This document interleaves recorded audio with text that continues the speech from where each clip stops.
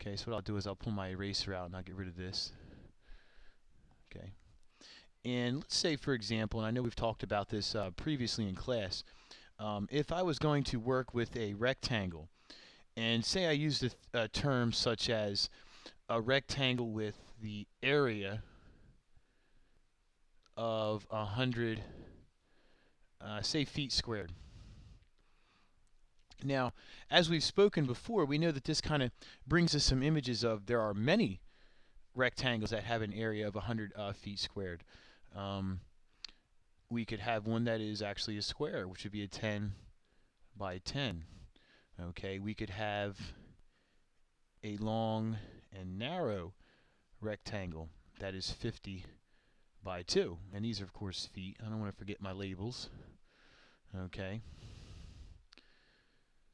We could also have a very long, narrow rectangle, which could have dimensions of 100 by 1. Okay. Now, in each of these cases, what we notice is that our overall area is 100 feet squared. Okay, if I took 50 by 2, I would have an area of 100 feet squared. And once again, if I take 100 times 1, I get an area of 100 feet squared. But what we notice if I'm doing perimeter, okay, if I do the perimeter for this 10 by 10, I'm going to have 20 plus 20. It's going to give me a perimeter of 40 feet. Okay, if I did the perimeter of my second rectangle, I would have 50 plus 50 is 100. 2 and 2 is 4, so we'd have a perimeter of 104 feet.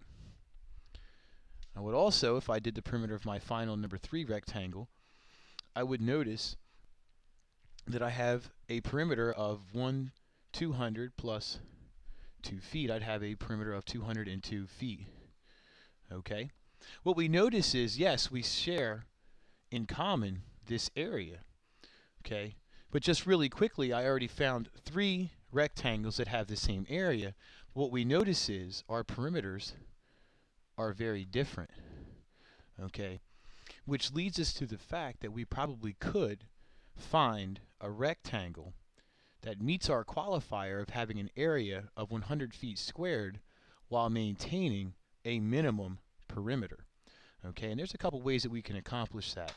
So now that we have the basis to understand that I could have different areas and different perimeters just by saying a certain term, I could say, okay, give me a rectangle with a perimeter of 100. That could be more than one rectangle.